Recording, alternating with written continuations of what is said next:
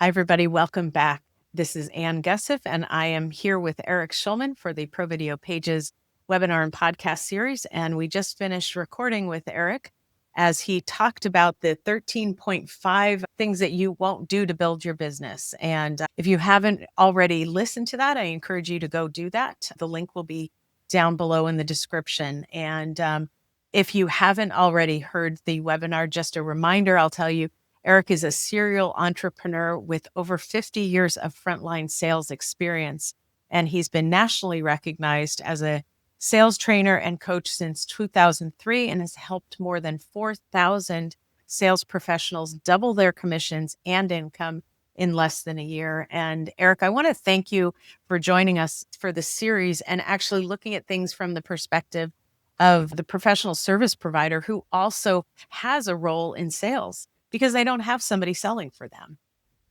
Yeah, unfortunately, most professional service providers, most consultants, sales is an icky thing, and it has a connotation, and they don't want to be seen as salespeople. And I completely understand that.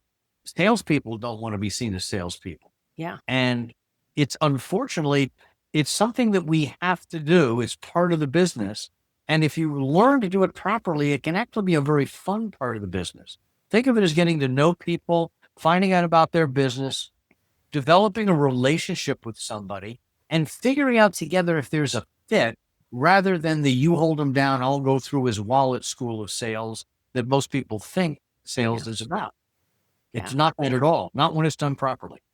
And you know what? I think what it got me thinking, I think one of my goals for the year should be to get to that point where sales is fun. Well, the reason it's not fun is we put a lot of pressure on ourselves.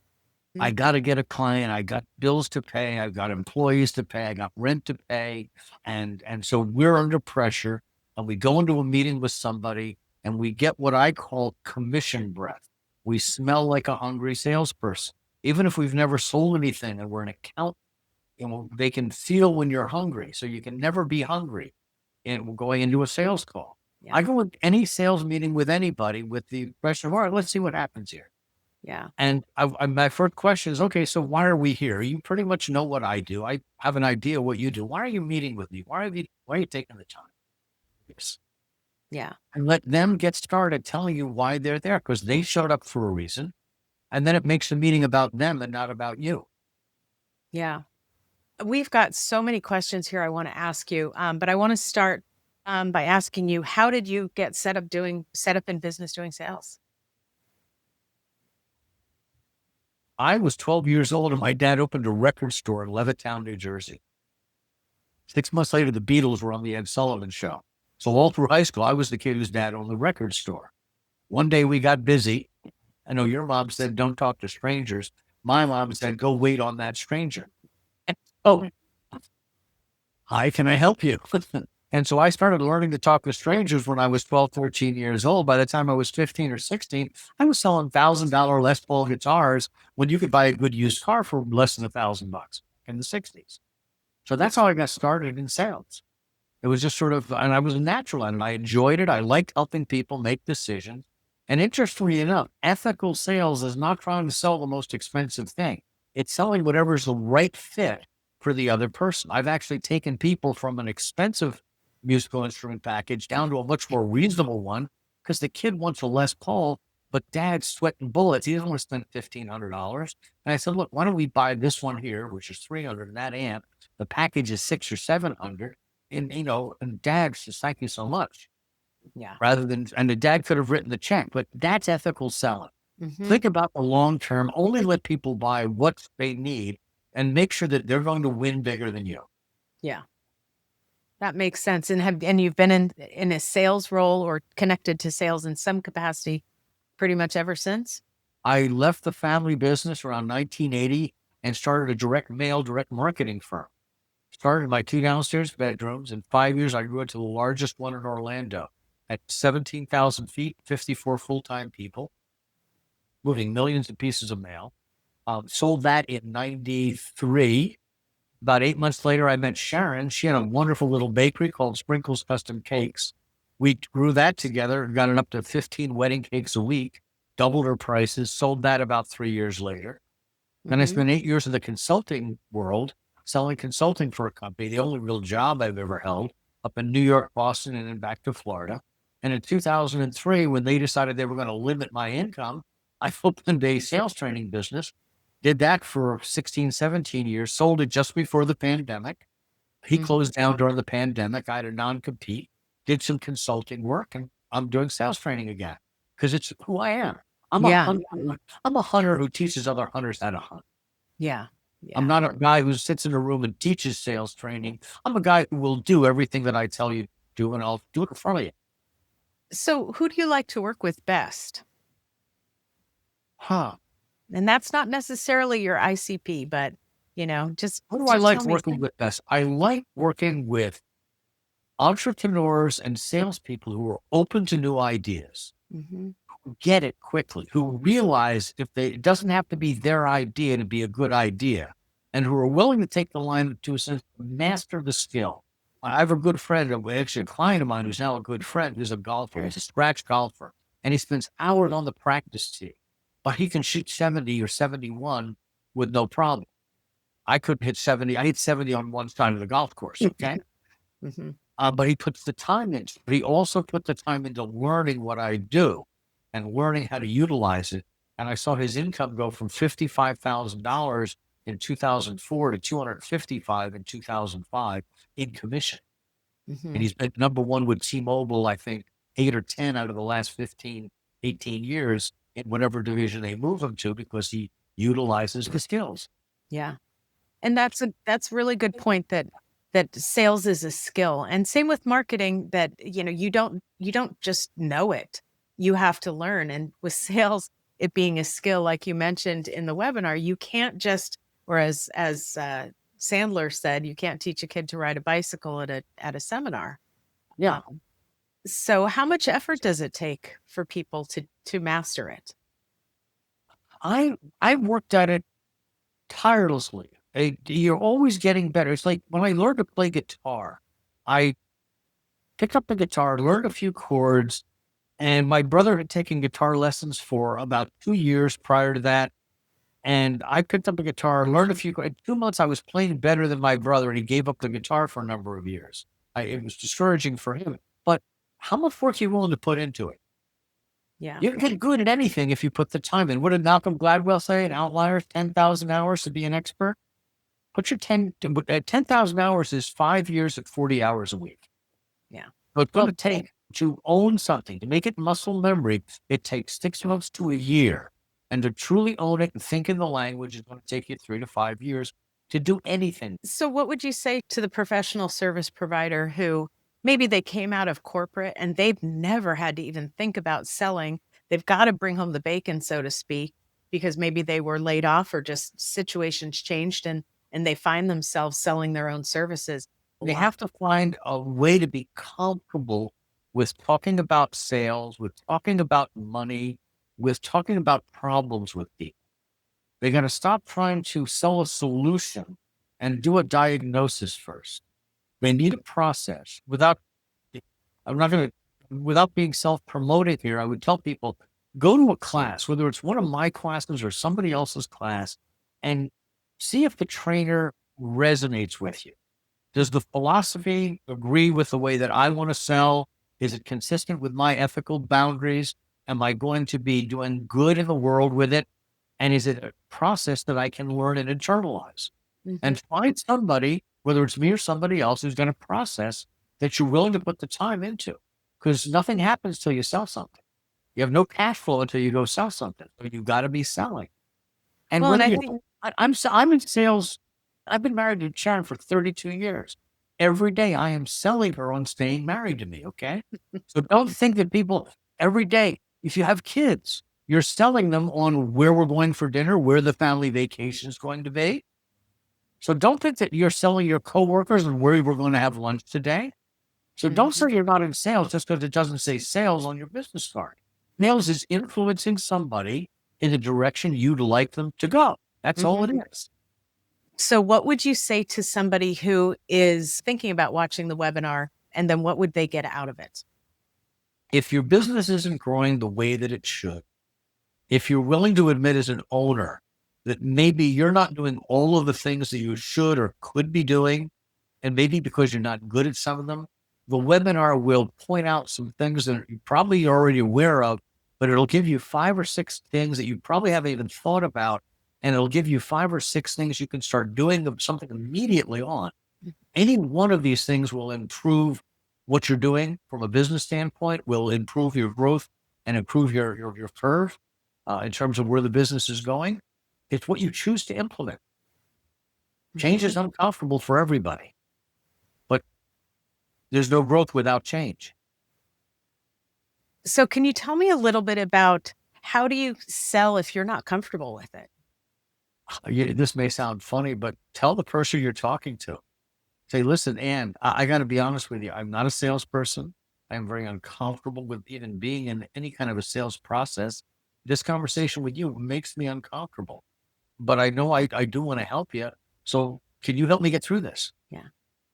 That's so honest and authentic. And it almost seems like there's as you're looking at this, is the conversation that we've had or having here, and then your deck and you going through it and me thinking and interacting with you in the webinar, it's got me thinking. Obviously, I've got some work to do, but that there are phases of this and getting comfortable with it. And that is a phase 1 thing. And then there's phase 2. And maybe phase 3 is when it's very comfortable. And phase 2, you're really working on it. Here's the learning process.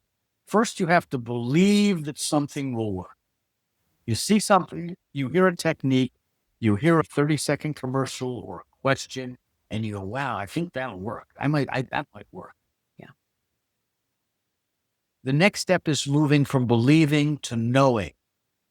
So you're in a situation a week, a month, 2 weeks later, and nothing is working, and you say or ask that question the way you learned it. And lo and behold, all of a sudden they turn around and they start talking to you. Wow. So you've now moved from believing to knowing. I believed it worked. Now I know that it works. Can you do it consistently yet? No. You now have to move from knowing to owning.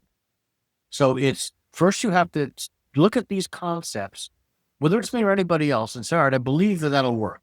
That falls in line with the way that I want to work with people. I want to be honest. I want to be truthful, but I think that'll work if I do it that way. Then you'll come to some programs, you get some coaching, you come to some classes, and you try something. Lo and behold, this works, that doesn't. Good, you come back. Let me show me what you did on what didn't work. Oh, try saying it this way instead. All right, now go out and try it again. So you adjust. It's just like golf lessons. You can hit the ball, and Curry can make the ball do all sorts of things. I hit the ball and just pray it's going to be findable. Okay? So what I do is by taking lessons, I slowly begin to groove that swing. So it then becomes a duplicatable process.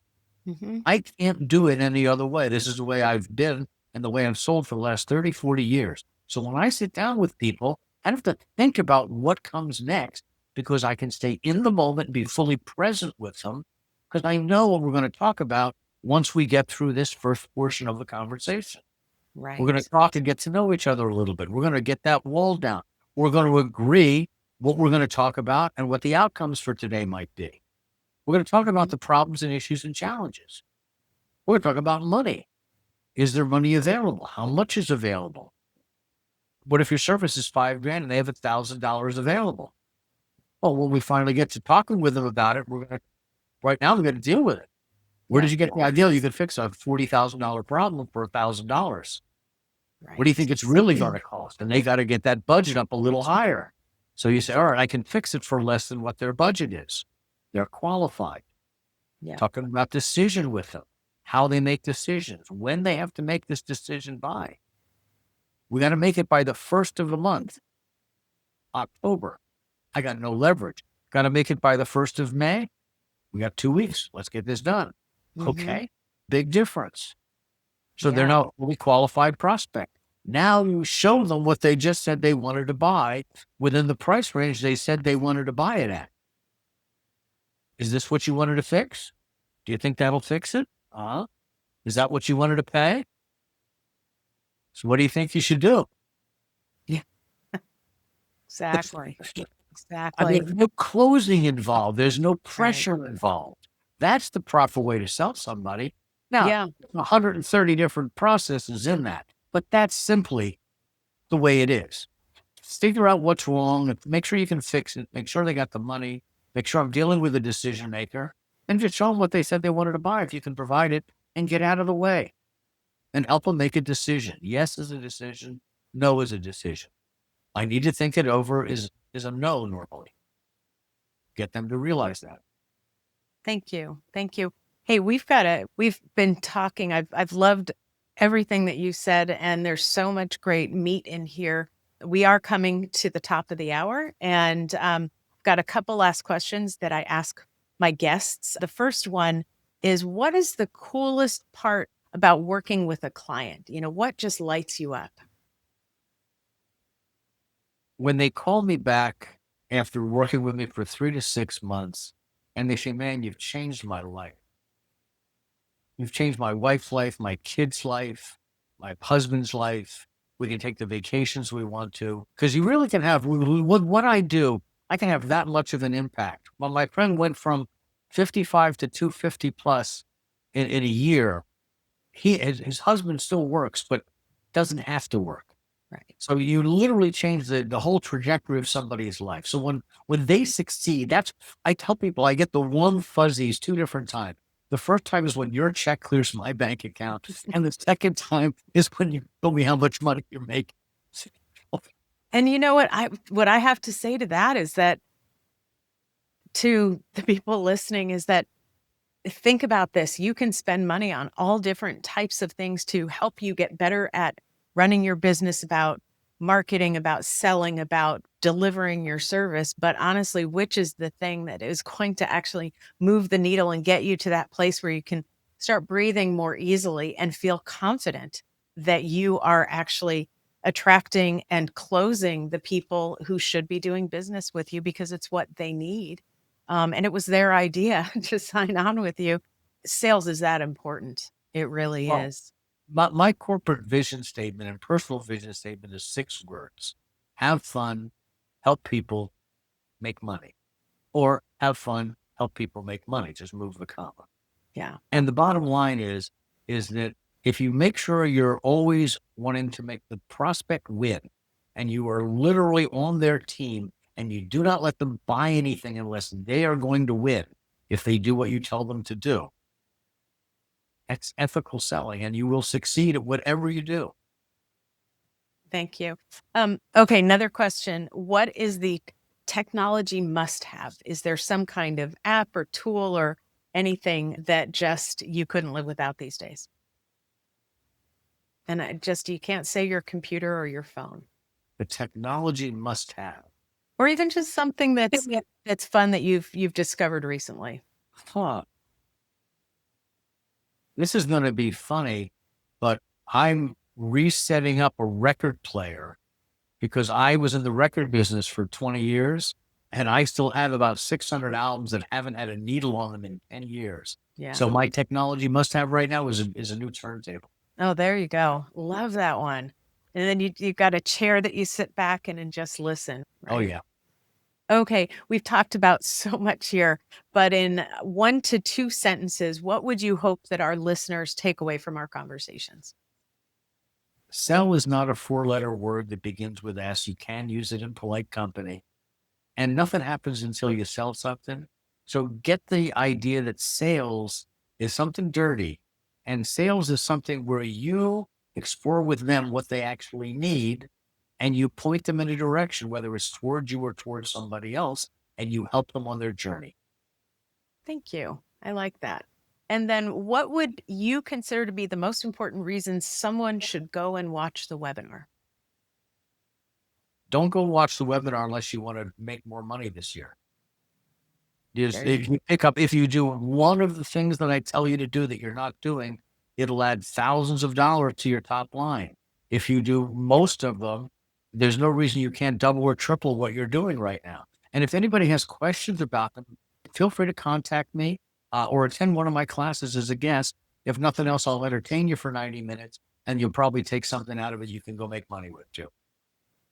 Great. Thank you, Eric, for joining me. I think we could have talked a lot longer than we had the time for today, but and thank you everybody for tuning in and making it to the end. And thank you again, Eric, for coming on and sharing. And it's been a pleasure. Thanks. Thank you. If you found this valuable and you're thinking to yourself, I need to create some video content for my business, but I'm not confident I could pull it off professionally enough. That's literally what we help people with at Pro Video Pages. No pressure, but if you want to see how we make this ridiculously simple for busy professionals, just check out the link in the description and reach out.